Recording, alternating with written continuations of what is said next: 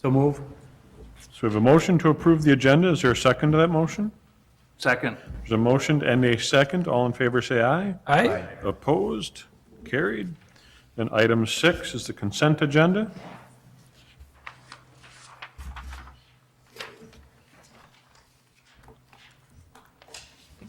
And over, if you flip the page, there's a Fat Tire Bike Race and Business and Technical Park is also in the consent agenda.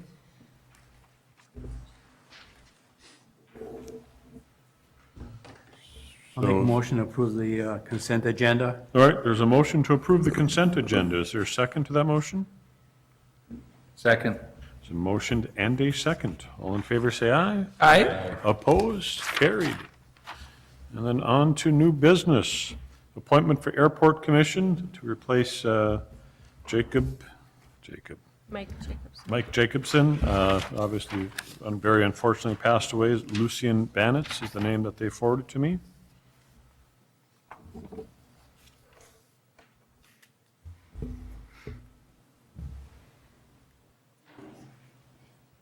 Any questions? Is he a pilot or any idea? I have no idea. I asked them for a recommendation, and this is the name they gave me.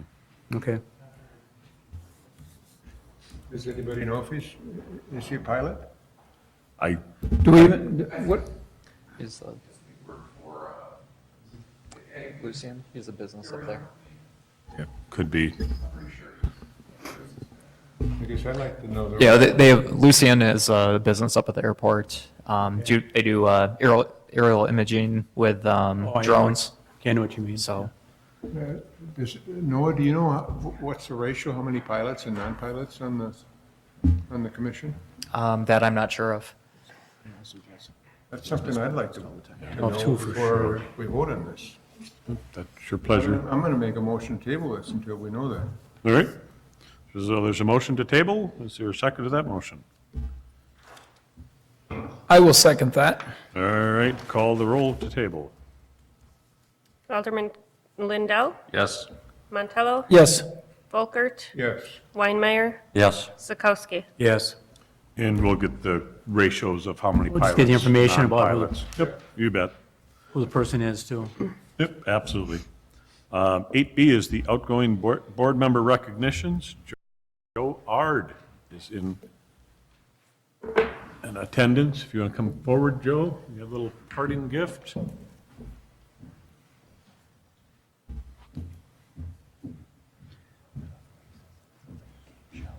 And Noah has the box, but Joe has been on the park board for 19 years, is that correct? A little over 19 years, so obviously appreciate everything you've done, all your guidance and words of wisdom and everything else and the assistance. We truly appreciate giving back to the community. Appreciate it. Thank you so much. One more.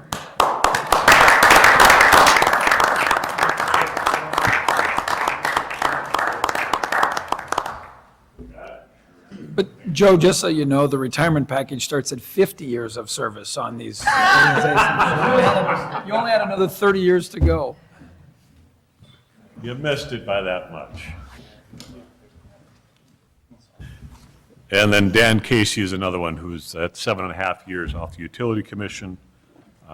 So next time he's around, we'll get him his recognition as well. 8C, Plan Commission recommendation, rezoning application, architectural requirements within Rich River Trails PUD. Mayor and Council, we have an application from Creative Homes to update the architectural requirements within the Rich River Trails PUD. We've published a Class 2 meeting notice, and then we also notified the surrounding property owners. PUD is a planned unit development. These are popular in Wisconsin in the 1990s, early 2000s. Basically, it exempted developers from meeting some city standards in our ordinance in exchange for exceeding requirements in other areas. Since the Rich River Trails PUD was established in 2004, we updated our zoning ordinance in 2015. So the Rich River Trails PUD was intended to be a mix of single-family homes, condos. They actually had plans for a grocery store, gas station. They went into foreclosure a few years after the development began. Creative Homes is the new developer. They own the majority of the lots. They've been building in there for about the past year and a half. These were the plans actually for the original development. This is 140th Street, running north-south here. Rich River Trails is just here on the west. They had different photos of some pretty large houses that they were proposing in their original plans. The first houses really didn't match the photos, as you can tell. And as you drive through it, you can definitely tell the original houses versus some of the ones that have now been built by Creative in the past year. These are some of the more recently constructed houses. In terms of the proposed changes, some of this is just updating, references to Architectural Review Committee, Design Review Committee are no longer applicable. They broke down, instead of just calling them single-family homes, they had traditional home sites and cottage residential home sites.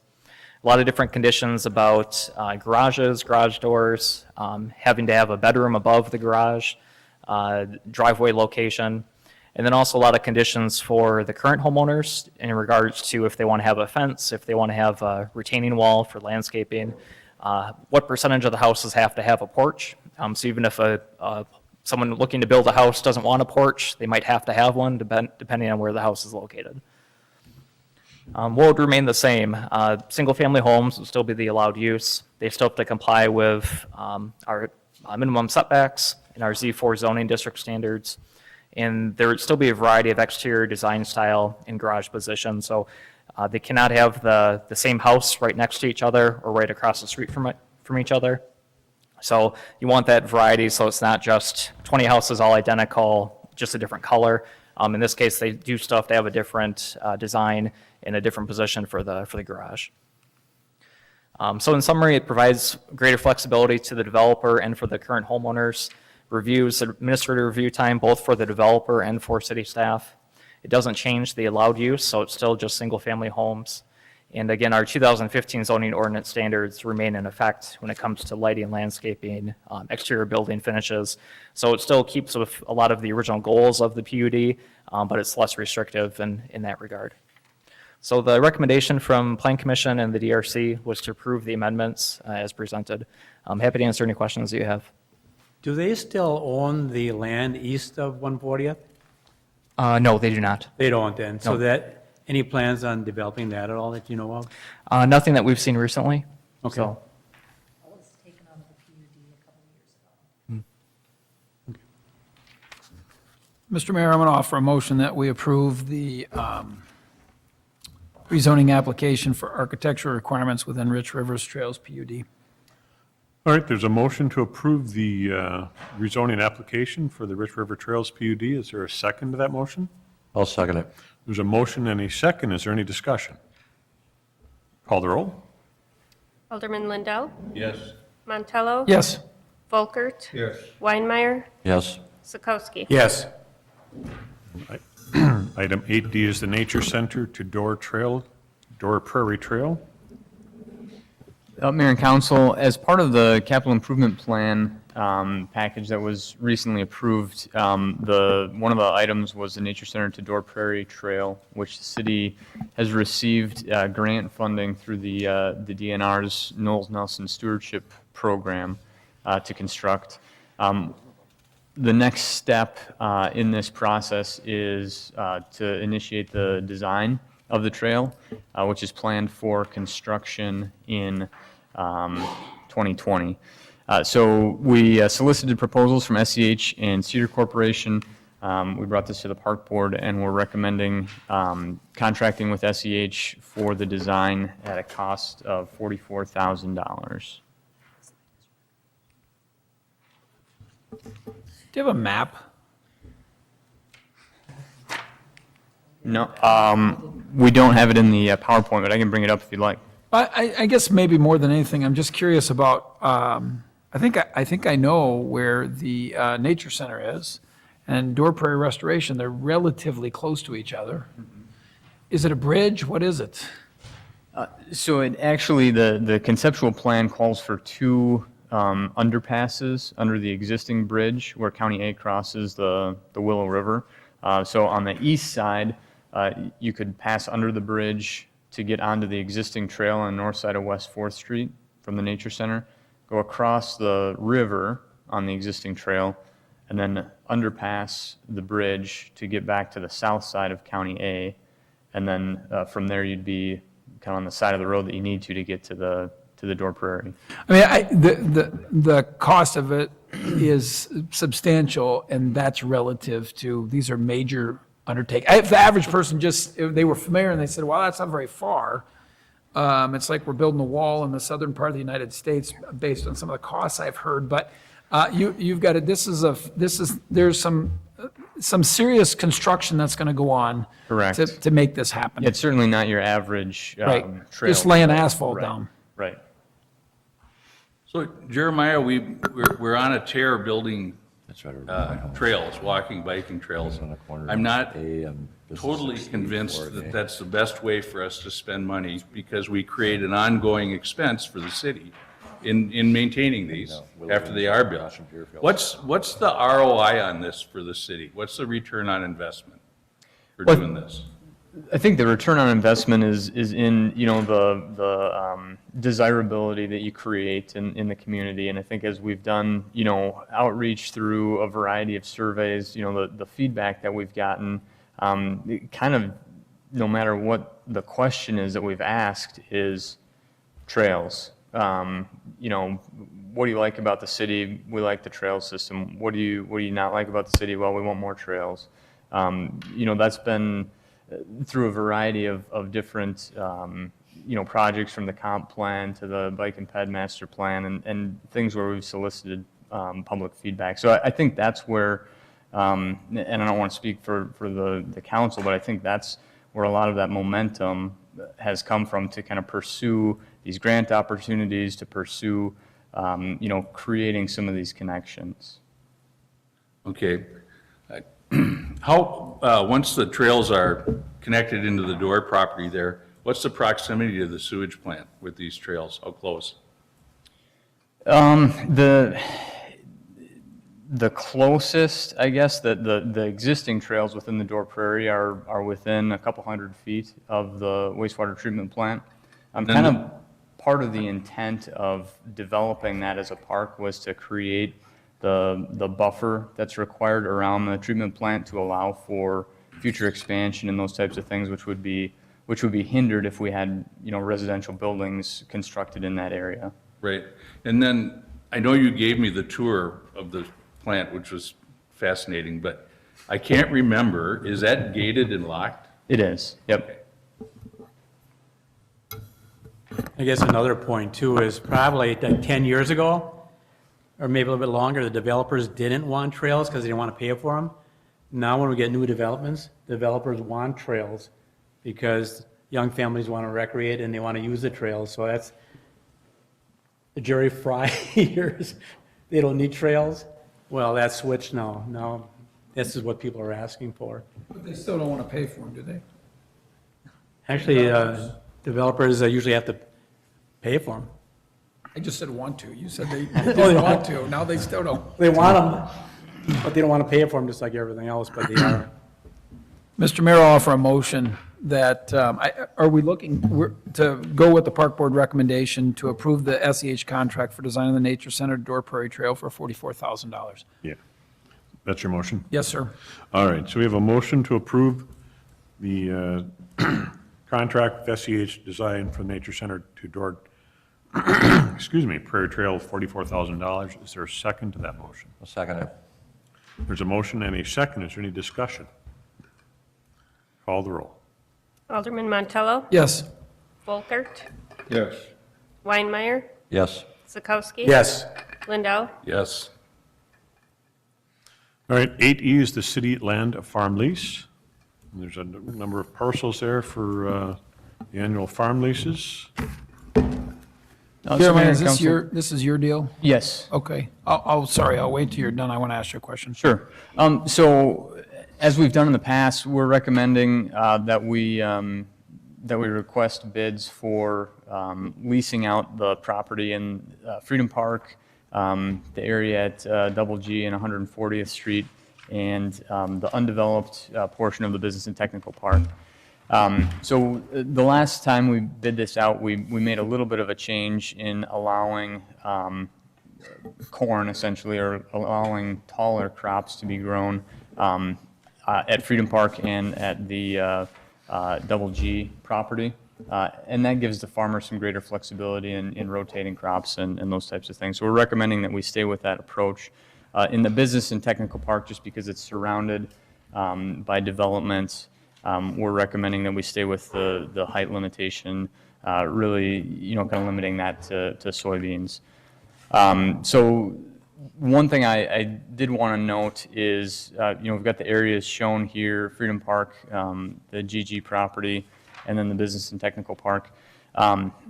Obviously, there's ongoing development in the business and technical park, Freedom Park, possibly the GG property.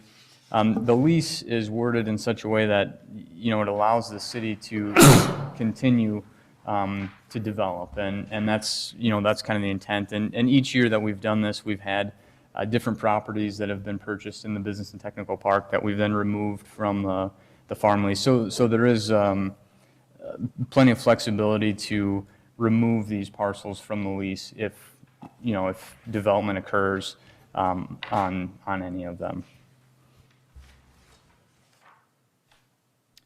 So we would plan to advertise in January and then bring the bids back to the council at the February council meeting. So it's a 2-year lease, but just reading through this, 10 days notice and the lease is terminated. And I understand if there's crops there, there's got to be some financial remuneration for Correct. that. But let's just say you were between planting seasons. There would be no payment. It's just simply a 10-day notice. Is there much demand, or has there been much demand for the business and tech park? I mean, I see those little parcels, and I don't know if you have to get little tractors in there. But obviously, especially down there, which is actually, I think it's close to the Solar Garden. The ones that are on the farthest west, Yeah. I guess. But is there, for small parcels like that, is there much interest in that? There has been, and we actually broke this out the last time that we bid it to allow bidders to give us a different price in the business and technical park versus Freedom Park, and GG. Just thinking that, okay, we're allowing greater flexibility on those sites and their larger sites, at Freedom and GG. And almost all of the bidders came back with the same price per acre in the business and tech park as they did with the other parcels. So I think, to answer your question, I think, yeah, there is the demand there, even though it is a little bit more chopped up. And no issues, for example, harvesting soybeans and the dust that's created for those people because there is a fair amount of development around them, that hasn't been a problem? It hasn't been, not that's been expressed to us. Mr. Mayor, I'd offer a motion that we approve the city land farm leases as they've been presented here tonight. And it's basically you want to advertise, the process to advertise, is that Yes. correct, Jeremiah? Yeah. Yes. Okay. Jeremiah? Yes. Sorry, the mayor was just asking you. Sorry. You want to advertise Correct. your request for bids, I guess. Yep, basically. authorization to Yeah. bid. Yep, exactly. All right, so there's a motion to proceed with that plan. Is there a second to that motion? Second. There's a motion and a second. Is there any discussion? Call the roll. Alderman Volkert, Yes. Weinmeier, Yes. Sikowski. Yes. Lindell, Yes. Montello. Yes.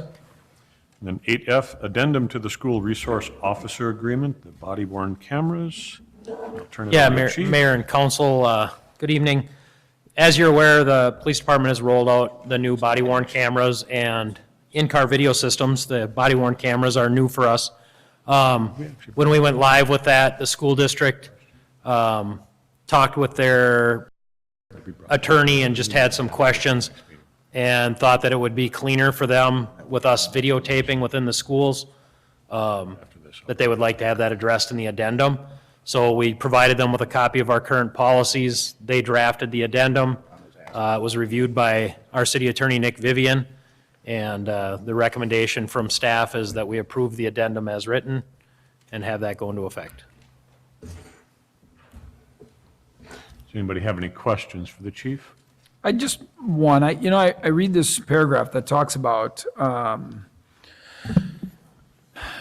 basically trying to not record people who are not involved in an incident, may be just bystanders, right? Correct. And I'm curious, when you're out in public, and if you make a traffic stop or you have some other activity you're responding to, the camera doesn't discriminate against what's in its field of vision. Correct. So when you're in the school and you're in an active situation, right? Not just the SROs talking to a group of students, hey, how's it going? That kind of thing. But if you respond to a situation, the department's policy is, if you're out in the public, the camera's activated, right? Correct. I think the premise behind that one is to not try to record teachers or anything like that in a conversation that's maybe sensitive to other students. Which one exactly are you looking at? Well, when it talks about, actually A and B both, that's under section 3. Yep. Not to record private or sensitive information about students, and then except as necessary in incidental responding to incidents. And I think there's another thing in here. It says the last part of the sentence under B, police will use reasonable care to minimize the intrusion on the privacy of individuals not directly involved in a relevant incident. Well, obviously, there's no blinders. If you're standing in the field of view of I guess this is the question is, and I think maybe you've already answered it, the cameras are going to be running. Correct. Your officers will take care not to have them run in a situation where it's completely non-warranted. Right. I think what they're getting at there is, like, if our SRO is walking through the school, just talking with students and stuff like that, not stopping and talking with teachers about something that's unrelated while his camera's going, while he's dealing with them, to make sure that private conversations that aren't part of the incident aren't captured. But the school fully supports and understands that our cameras, our body-worn cameras, are rolling all the time. They're not always saving, but they're on, so if we hit the button, it auto-saves back a period of time. So to try to be cognizant of that and not capture parts of the conversation that aren't part of what we're going to. So, they're, like I said, they're in full support. They just want to make sure that it's covered, that we're not covertly recording. Right. Or anything like that. Yeah, and I'd just add to that, clearly there's no reasonable expectation of privacy in a conversation in a public setting. And that's really not what this is addressing. This is addressing really the contractual relationship between the school district and the city in terms of what the expectations are in how the body cameras will be utilized.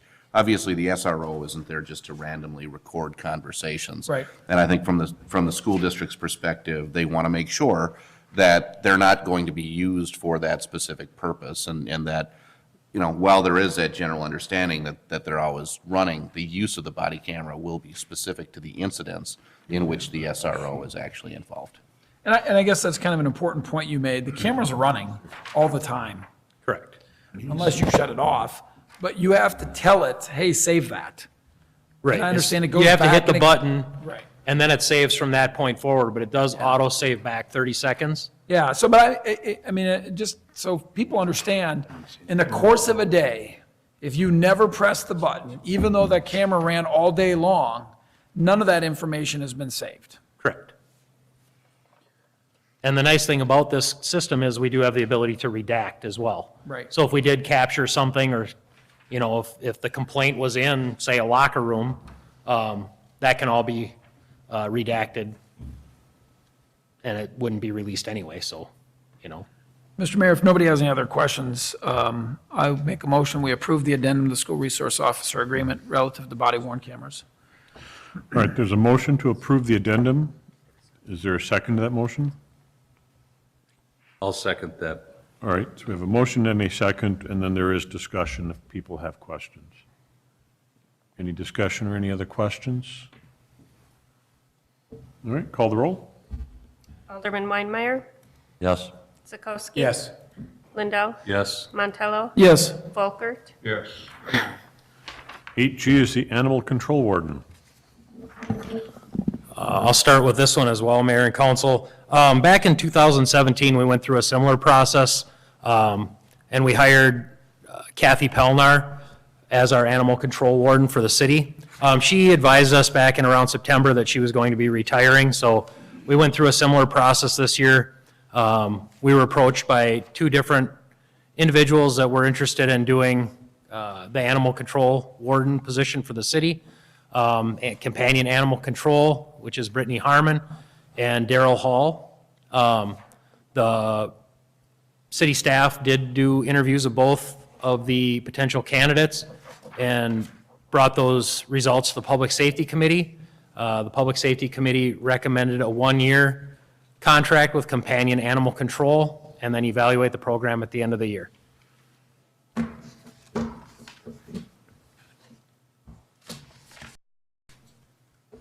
And they're paid by the hour then?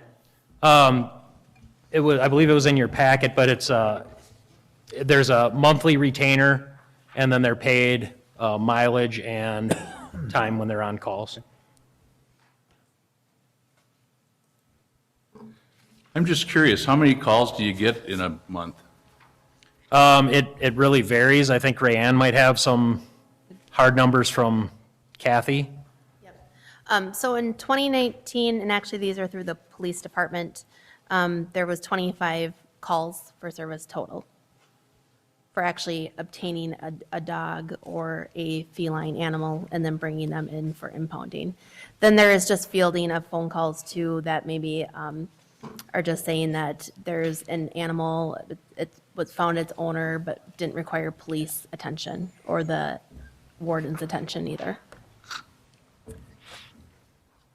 And that's similar to what the 2018 numbers were as well, which is 29 total. Okay. So just out of curiosity, how many species of feline animals are we talking about? 1 in Okay. 2019 and 4 in 2018. Okay. 4 species. Any other questions? One's to my house. Bobcat. Yeah, Bob. Do we have a motion? My dog's not hard to catch. He hides. So I'd entertain him. Mr. Mayor, I'll offer a For a motion. motion that we approve the animal control warden memo. All right, so we have a Want motion. to get those feline things off the streets. Is there a second to that motion? I'll second it. Motion and a second, any discussion? Mr. Mayor, if I might add too, Brittany Harmon is here tonight from Companion Animals, if anybody has any questions directly for her. Okay, so it's felines besides bobcats, just for the record. Okay, domesticated. How many cats do you typically have to deal with? Depends on the city. Forest Lake is a lot. Hugo, hardly any, really. Do they call you for what they think are stray cats? Is that it? Right, but we use discretion with cats. In society, it's not okay for dogs to be free roaming, but in most capacities, it's okay for cats to be free roaming. So if we impounded every cat, most of the cities would go bankrupt, so most of the time, we educate finders on does that cat actually need to be impounded? And if it's a feral cat being removed from a property, making sure that they know that a new cat's gonna move into that territory pretty quickly. So most of the time, it's a conversation with the finders to see if that cat actually needs to be impounded. How do you catch them? Well, most cats are contained already when the finder calls us. We don't set live traps unless it's injured or, there's some dog or concern. So, Alderman Volker, you're not thinking of moonlighting, are you? No. And get you a net.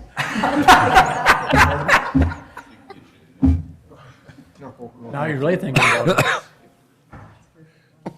And impounding, where do you impound it? My understanding is Malley Sunshine Kennels in Richmond is Correct. willing to continue impounding. That's a conversation we need to touch base on because Colleen who runs that has been kind of non-responsive to any phone calls or emails from other cities who have been impounding there. So we need to make sure that that contract is actually going to be renewed because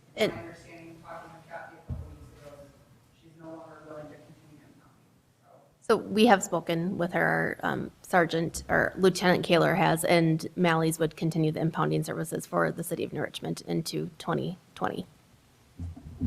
So they will be continued here at least through 2020? Correct. All right. Good. Any other questions? Call the roll. Alderman Sokowski? Yes. Lindell? Yes. Montello? Yes. Folkert? Yes. Weinmeier? Yes. Item 8H is golf carts on public streets.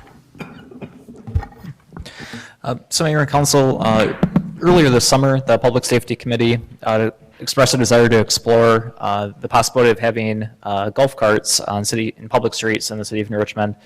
We issued a call on the city's Facebook page for volunteers who are interested in being a part of that committee. This slide here just kind of shows the process. That committee met on 3 occasions and also prepared a draft ordinance that's included in your packet. This was reviewed by the Public Safety Committee and then is brought to the City Council here this evening. The working group itself did not endorse the operation of golf carts. There were several concerns that they had regarding public safety, the lack of public demand for golf carts, questions about code enforcement, and then just overall conflict with busy streets. They did prepare a draft ordinance for consideration for the Public Safety Committee in the City Council if they wanted to pursue this. This went to the Public Safety Committee recently, and they voted to bring the draft ordinance that's included in your packet to the full council tonight. And they also recommended that if it was approved by the council, that it be reviewed after 1 year. So some possible actions you could consider tonight. Really, it's kind of yes, no, or maybe. It would be, one option would be to look at some of the concerns that the working group had, and you may not continue, or it would basically continue status quo, which would be to not allow them. One option would be to adopt the ordinance as presented in the packet and review again after 1 year, kind of at the direction of the Public Safety Committee. Another option would be to table the item if you want to kind of view this as a first reading, if there's more questions or things that you think should be worked out. But otherwise, I'm happy to answer any questions that you have regarding the draft ordinance or the process. No, where did the ordinance come from? You didn't just make this up. Right. We looked at other communities in Wisconsin and Minnesota that have adopted it. And then we also had our city attorney review it as well. So looked at several communities that in recent years have adopted a similar policy. You see them more often in some retirement communities. It's a way for people to get around. Less expensive, more fuel efficient in some cases. So what you see in your packet is kind of a combination of 4 or 5 different cities.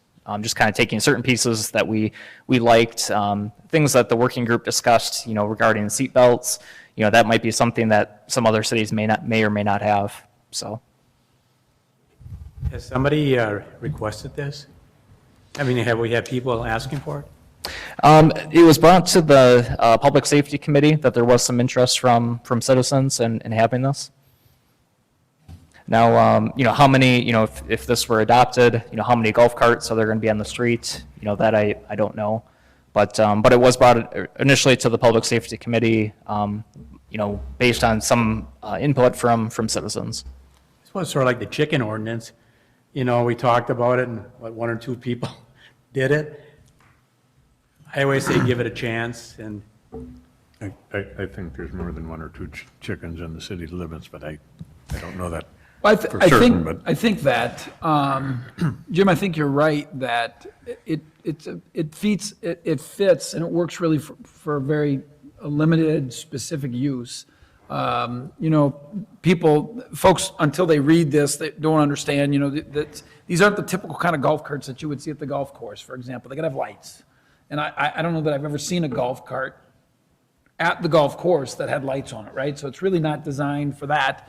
But there are a number of restrictions. It's got to be registered with the police department. You got to meet certain requirements to be able to operate it.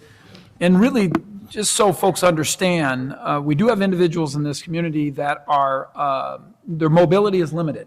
And really, your options are, if it's a nice day and you want to go out and about in the neighborhood, is to have a motorized scooter, which doesn't offer you, perhaps I would say, the comfort and the ease of getting around. So that's really the idea behind this. I was curious of to read the committee, not public safety, which I'm on, but the citizens group, that expressed a lack of support. I understand it, but in the same token, I don't see this as being an enforcement issue for the police department because, again, it's very restrictive. You just can't hop in a golf cart and away you go.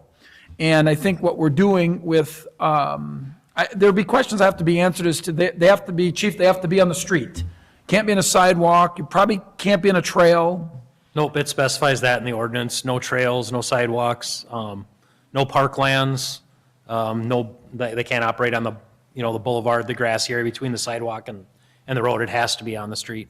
When you say parklands, they can go to the park.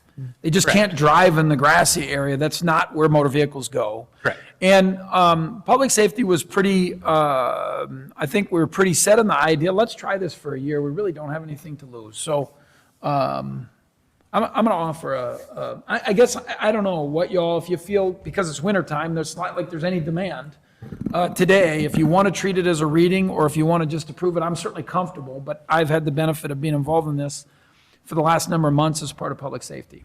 I'll make a motion to approve the golf cart. I'll second it. And suspend the rules. Suspend the rules. All right, there's a motion and a second. Is any discussion? Does this require any additional signage, street signage? Yes, any place that it crosses a state highway, so basically on Knowles Avenue, in the ordinance, it would be restricted to 3 crossings, because the speed limit has to be below 35 miles an hour for it to even cross, so it limits us on where they can cross. And we thought the safest place to cross would be at the lights. What about Business 64? That wouldn't be an option because it's, well, Just cross anywhere? no, you'd have to cross where golf carts could legally cross, but that was one of the roads. Business 64 would not be open to golf cart use. No, but to cross it.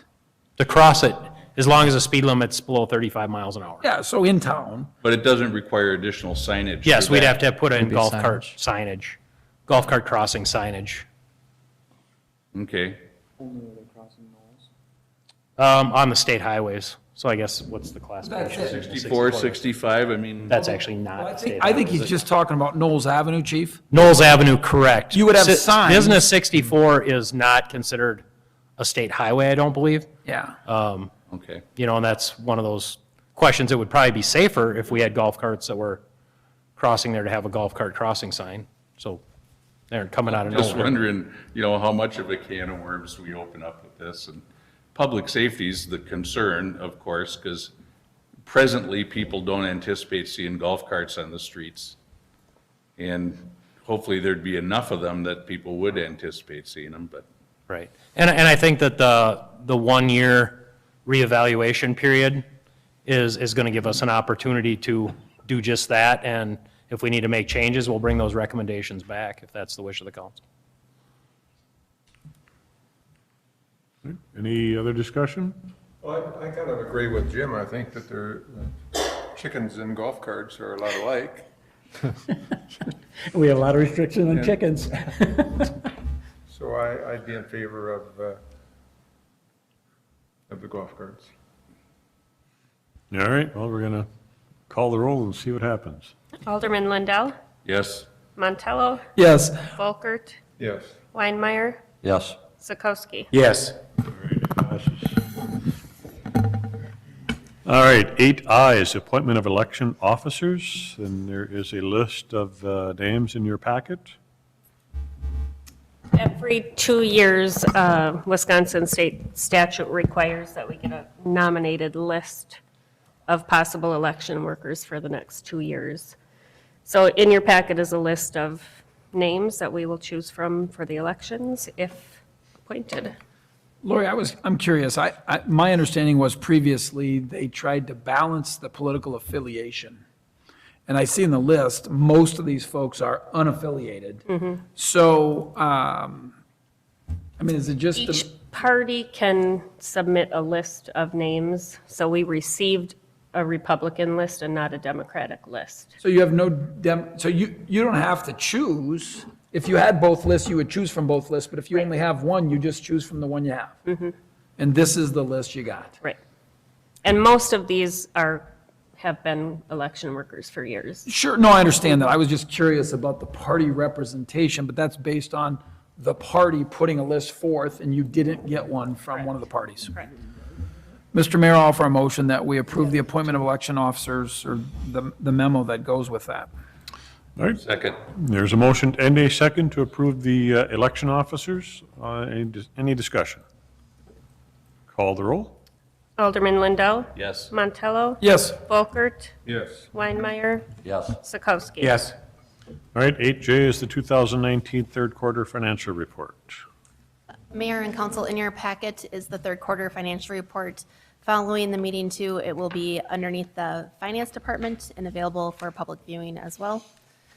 As typical, we'll run through revenues, expenditures, look at debt, and then cash and investments for the city. So general fund revenues as of September 30th were just slightly under 6 million at 5.7 million. This is equaling about 85% of budgeted revenues. Comparative to a 5-year average, which is 5.1 million, we're slightly higher. Some of that is due to the sale of the park building that occurred this year, as well as some insurance recoveries, accounting for about $395,000 in unbudgeted revenues. Additionally, other areas that are tracking higher than budgeted is hangar lease revenues. That's due to some of the construction and growth at the airport.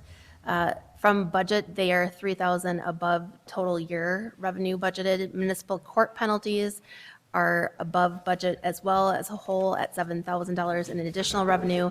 And room tax is also trending higher than anticipated, about $9,000 above budgeted revenues. Building permit and inspection revenue collected through September continued to be strong at $270,000.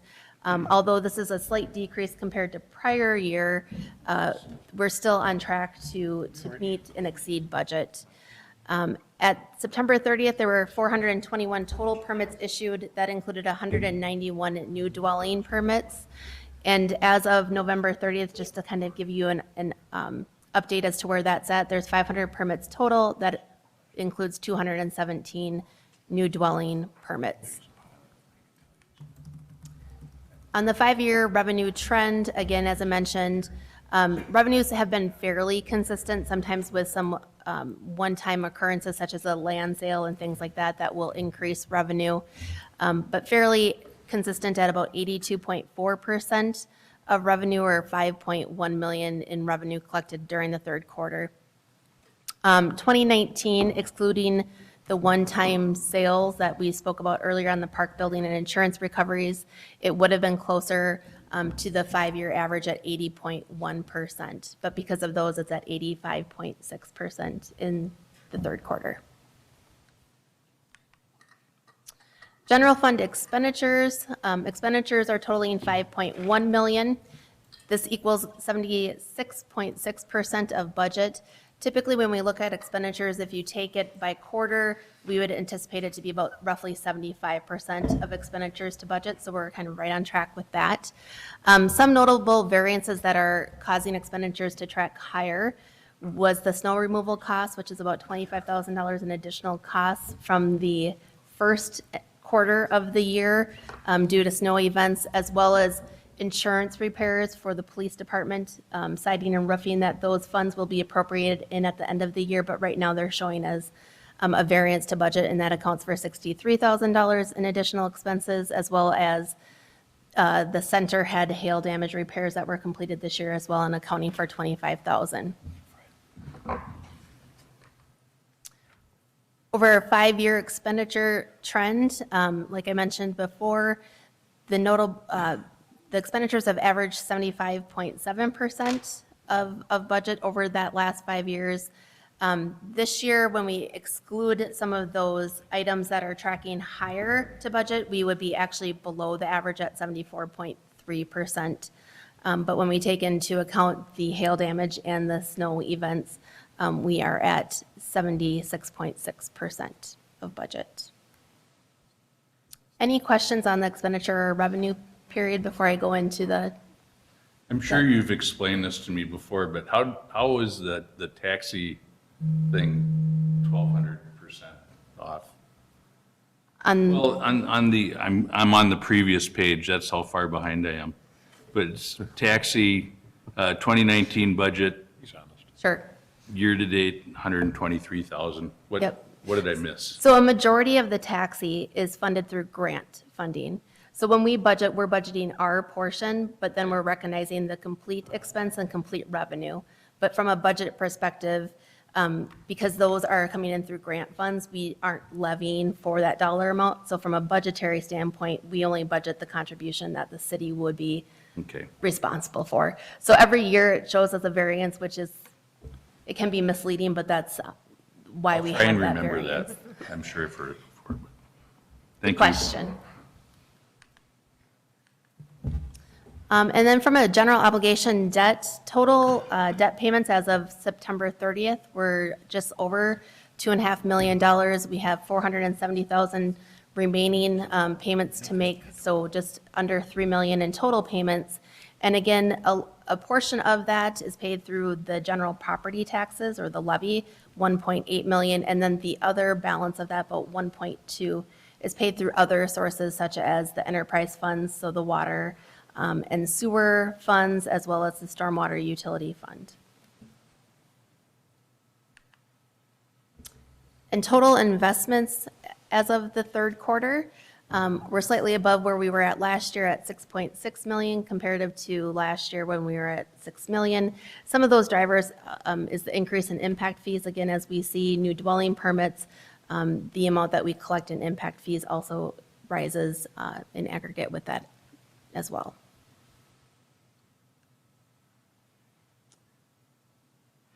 That is all that I have. If there are any questions, I would take those. But otherwise, no action is required by the council at this point in time. Does anybody have any questions? Just wondering when this will be on Netflix, that's all. All right, seeing none. Before we go to communications miscellaneous, since Mike is here with the airport, I'd like to go back to the appointment for Airport Commission, Lucian Banitz. There were some questions that some of the aldermen had, and I didn't have an answer. So I believe we need a motion to remove from the table. I make a motion that we remove the Airport Commission matter to remove it from the table. I'll second it. And there's a motion and a second. What do I do? Get off the table. Call the roll. Alderman Montello, Yes.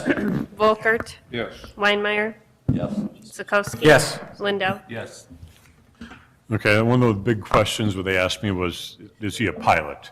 And I explained that I simply asked for a recommendation from you guys, and this was the name given, and that was the extent of my knowledge on this individual. The answer is he's not a licensed pilot. So on the Airport Commission, we have 7 members, and at present, Josh Ulrich is a pilot. He's an airline transport pilot. Kirk Hexum, the representative of Star Prairie Township, is a commercial pilot. And then Lucian has taken some lessons, but that's as far as it's ever gotten. But his expertise is in drones, which is really important to us at this point. And he's probably in the top 10 as far as experts in the drone field in the United States. Drones. Does anybody, any other questions does anybody have? Mr. Mayor, I'm going to offer a motion that we approve. How do you say the person's first name? Lucian, Okay. yep, he's from South Africa. That explains how to pronounce that. Lucian Banitz to the Airport Commission. If there's a motion to approve, is there a second to that motion? I'll second it. There's a motion and a second to approve, Lucian. Is there any discussion? Does he have to be a city resident or not? He lives on North 4th Street. Okay, good, that's fine. But you must not have to be, well, I guess do. it's Star Prairie Township. Except in Star Prairie Township. There we is allowed that a one. allotment, there was an agreement with the town of Star Prairie Yep, to They slots. get one rep. on there. Yep. Any other discussion? Call the roll. Alderman Volkert, Yes. Weinmeier, Yes. Zakowski. Yes. Lindell, Yes. Montello. Communications miscellaneous. For those people who came on down for the parade on Thursday, it was a fabulous parade, huge turnout. I want to give kudos to the Chamber of Commerce for another great event in our community. Chief, I don't know if there's any incidents, any issues, but very We well did, attended. we did have a couple minor issues, but one of the things that that was brought to our attention afterwards is we did have one gentleman in town with some PTSD issues and was hoping that in the future, the fireworks, if they're going to be downtown, are better communicated than they were, because he had some pretty substantial issues after that. So just great. keeping that in mind for our veterans. Great feedback. Any other communications? All right, hearing none. Item 10, closed session per state statute 19.85, 1CG, DOA relocation complaint update, and compensation non-union employees. I'll make a motion to go into closed session. So motion to go into closed session. Is there a second to that motion? Second it. Motion and a second. Call the roll. Alderman Weinmeier, Yes. Zakowski. Yes. Lindell, Yes. Montello. Yes. Volker. A lot shorter than I thought it would be. So it's 4-1. We will go into closed session. Thanks for coming. So this is, like,